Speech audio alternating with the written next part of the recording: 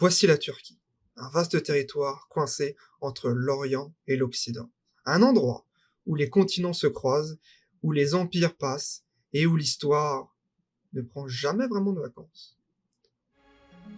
Au fil des siècles, cette terre a vu défiler des rois, des empereurs, des sultans, des conquérants très sûrs d'eux, et beaucoup de gens persuadés que cette fois-ci, ça durerait pour toujours.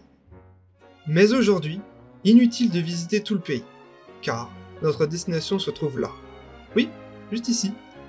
Un peu plus à gauche. Voilà, là. Istanbul, ville aux 1000 noms, aux 1000 minarets et aux 1000 touristes qui cherchent le bon angle pour leurs photos. Anciennement Byzance, puis Constantinople. Une ville qui a changé de nom plus souvent qu'un gladiateur romain de son âge. Et maintenant, place à l'édifice qui domine la ville depuis près de 15 siècles. Accrochez vos casques, affûtez vos parchemins. Voici Sainte-Sophie. Tout commence en l'an 537 après Jésus-Christ. L'empereur Justinien décide alors de construire la plus grande église du monde chrétien. Et, comme il ne fait jamais les choses à moitié, il fait venir des architectes, du marbre, de l'or, et probablement quelques ouvriers qui auraient préféré rester au lit. Résultat, une coupole gigantesque, défiant les lois de la gravité.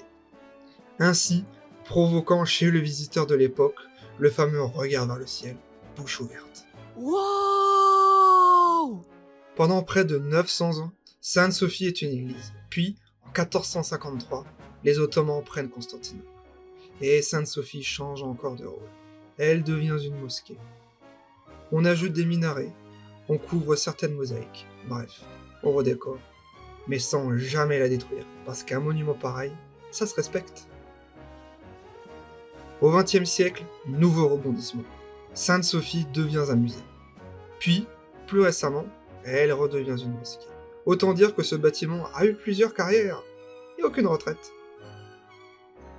Mais Sainte-Sophie cache aussi des détails inattendus, comme cette gravure discrète, réalisée par un visiteur un peu particulier. Un viking! Oui, un viking. Car, au Moyen-Âge, des mercenaires nordiques servaient l'empereur byzantin. Et l'un d'eux, manifestement très fier de son voyage, a gravé son nom dans la pierre.